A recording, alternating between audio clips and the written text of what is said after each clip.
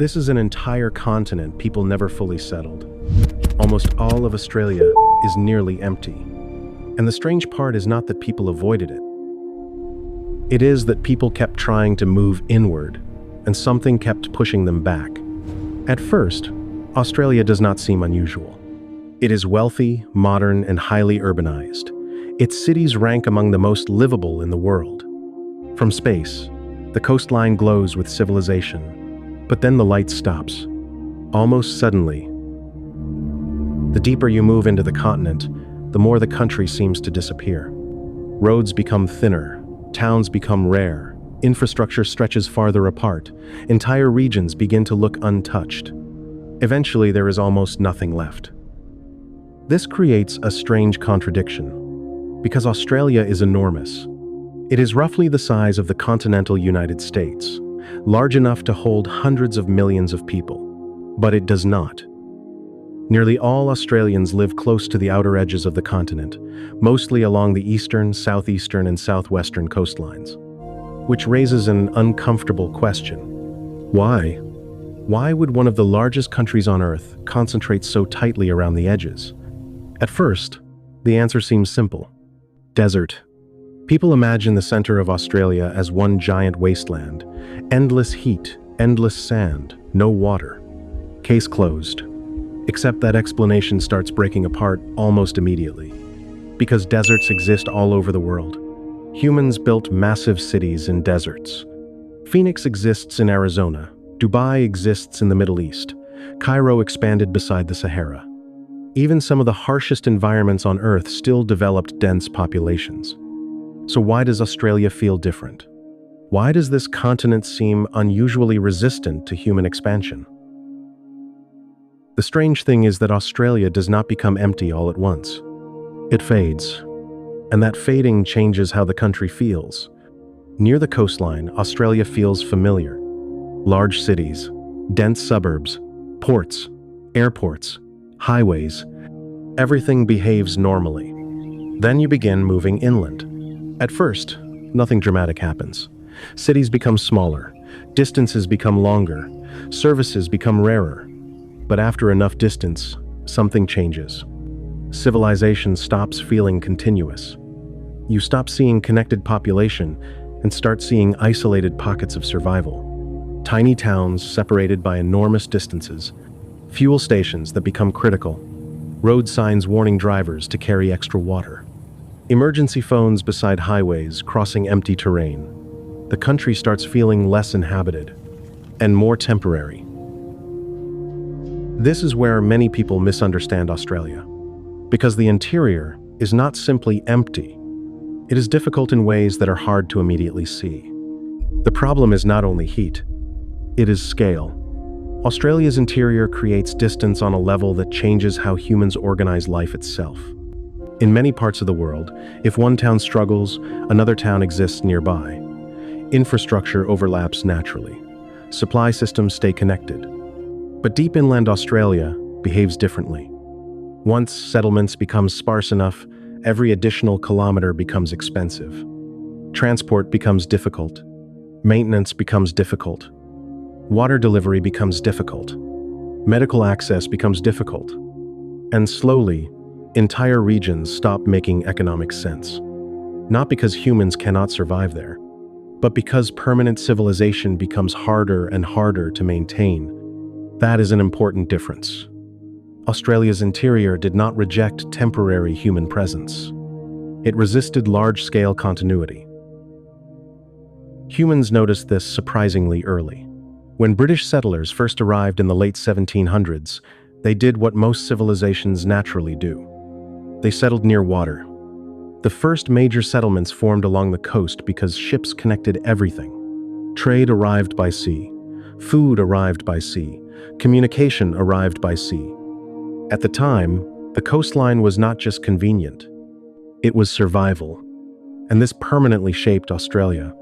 The earliest cities became coastal cities. Sydney, Melbourne, Brisbane, Perth, Adelaide. Ports became population centers. Population centers became economic centers. Economic centers attracted infrastructure. Infrastructure attracted more migration. And over time, the coastline started pulling almost everything toward itself. At first, this seems normal, but there is something unusual about Australia. Most countries eventually spread inward. Australia largely did not.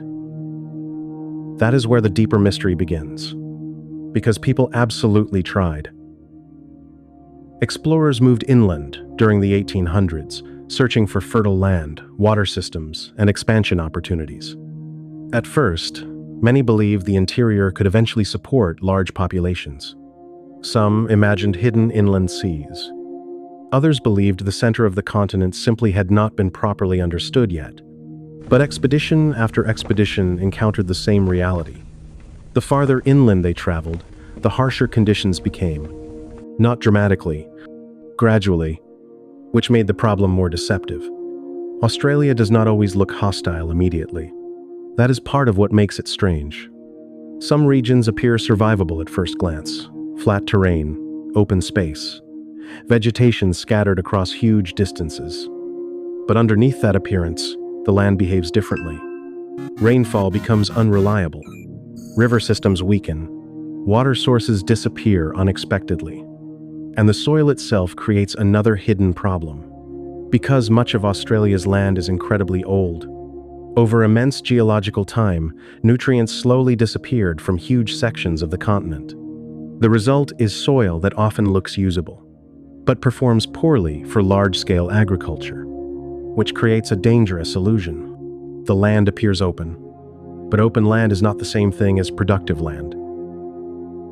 This is where Australia begins separating itself from other large countries. Because throughout history, civilizations usually expand through agriculture first. Fertile land creates stable food production. Stable food production creates permanent settlements. Permanent settlements become cities. But huge areas of inland Australia interrupt this process. The climate is inconsistent. Rainfall is unreliable. And the soil often lacks the strength needed for dense agricultural systems, meaning the continent creates limits before cities can fully emerge. Instead of expanding evenly inward, population growth stayed compressed around the edges where rainfall, ports, and infrastructure overlapped. Which explains something strange visible even today. Australia does not really look populated from the center outward. It looks populated from the coastline inward, as if civilization attached itself to the outer rim of the continent and stopped there. Even this explanation is still incomplete, because humans are extremely good at overcoming hostile environments. They crossed oceans, built cities in frozen climates, irrigated deserts, constructed infrastructure through mountains. Modern technology should have reduced Australia's isolation, and in some ways, it did. Road networks expanded inland, rail systems crossed enormous distances, mining towns appeared across remote regions. For a while, it seemed possible that the interior might slowly transform. But then another pattern appeared. Many inland settlements never became fully self-sustaining. Some towns survived only because of one industry: mining, rail transport, resource extraction. Once those industries weakened, populations often declined again. And this revealed something deeper about Australia's interior. In many places, people were not building permanent civilization.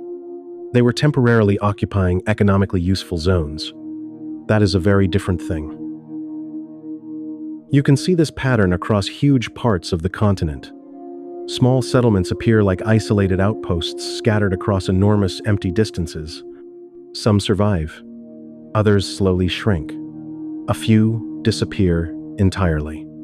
And the farther inland you go, the more fragile these places often become. Because the environment keeps applying pressure. Heat pressure, distance pressure, logistical pressure, water pressure, infrastructure pressure. The land is not actively attacking civilization, but it constantly raises the cost of maintaining it. And eventually, those costs begin overpowering expansion itself. This creates a strange psychological effect inside Australia. The country feels massive, yet narrow at the same time. Because although the land stretches across an entire continent, most daily life exists within relatively thin coastal corridors. Millions of Australians live inside one of the largest countries on Earth while remaining surprisingly close to the ocean. And once you notice this pattern, Australia starts looking less like a normal continent-sized civilization, and more like a civilization orbiting the edges of a place it never fully conquered.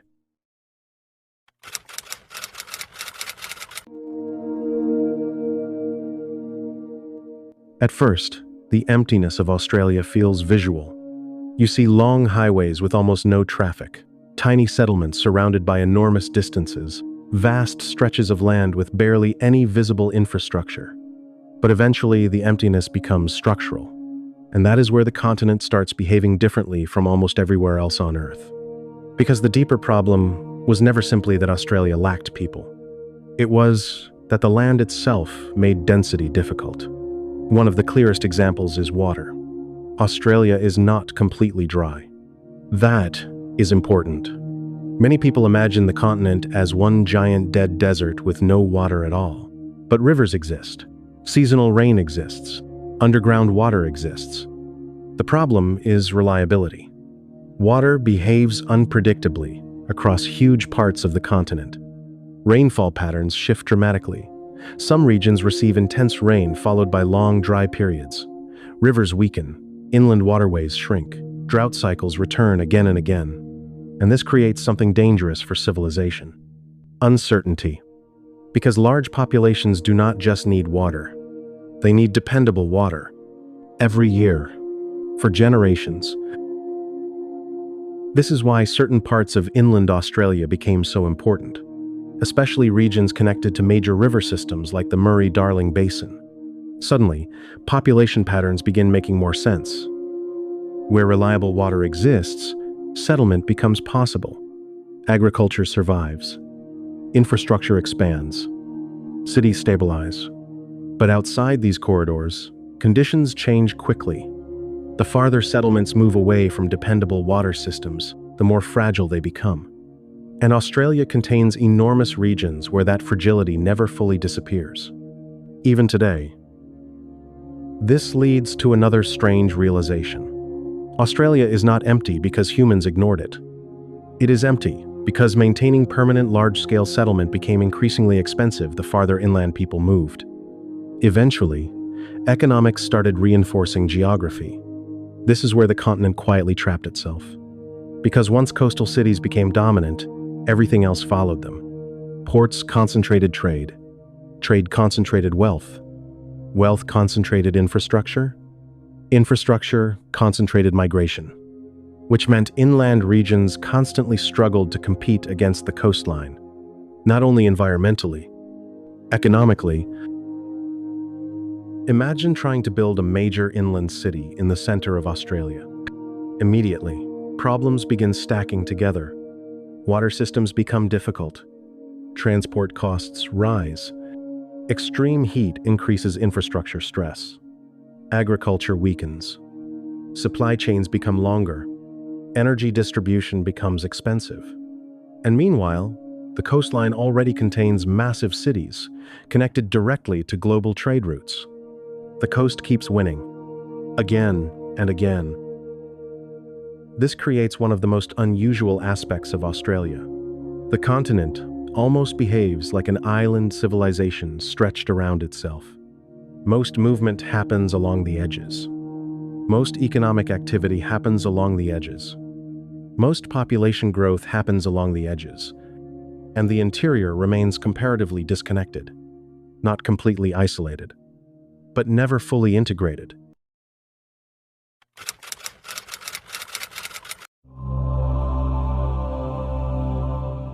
You can even see this psychologically. For many people outside Australia, the outback feels almost mythical. A place associated with isolation, danger, distance, and survival. Not ordinary life. That perception did not appear randomly. It emerged because inland Australia consistently behaved differently from densely populated environments humans were used to building. The distances changed everything. In some regions, towns are separated by hundreds of kilometers. Roads stretch across landscapes with almost no visible development. Historically, communication became difficult. Emergency response became difficult. Basic logistics became difficult. And once again, the issue was not whether humans could enter these regions. They could. The issue was permanence. Could large populations continuously maintain complex systems there for generations? That answer became much less certain. This is why Australia developed such an unusual population map. From above, it almost looks unnatural. A glowing rim surrounding a dark center. And once you notice it, the continent begins resembling something else entirely. Not a uniformly occupied nation, but a civilization negotiating with geography. There were moments when people believed this might eventually change, especially during periods of technological optimism. Railroads expanded inland. Air travel connected remote regions. Mining booms created temporary inland growth. Massive engineering projects attempted to redirect water and support agriculture. For a while, it looked possible that technology might overpower Australia's limitations. But then another problem appeared.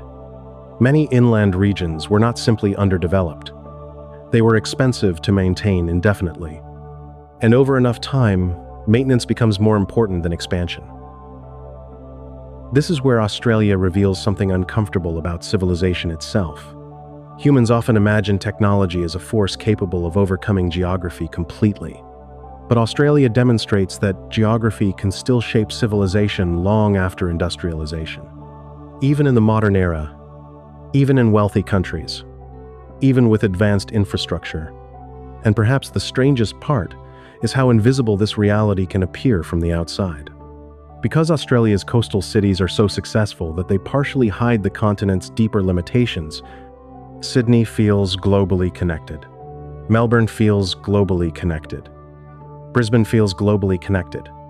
Life along these regions resembles many other modern developed societies, which creates the illusion that the rest of the continent should naturally function the same way. But inland Australia keeps interrupting that assumption. The environment changes, the economics change, the distances change, and eventually, the logic of dense civilization changes with them. This is why some inland towns developed unusual survival patterns. Certain communities depended heavily on single industries. Others adapted through extreme isolation. Some built underground homes to escape brutal temperatures. A few survived mainly because strategic infrastructure happened to pass nearby. And many places remained permanently small because growth itself became difficult to sustain.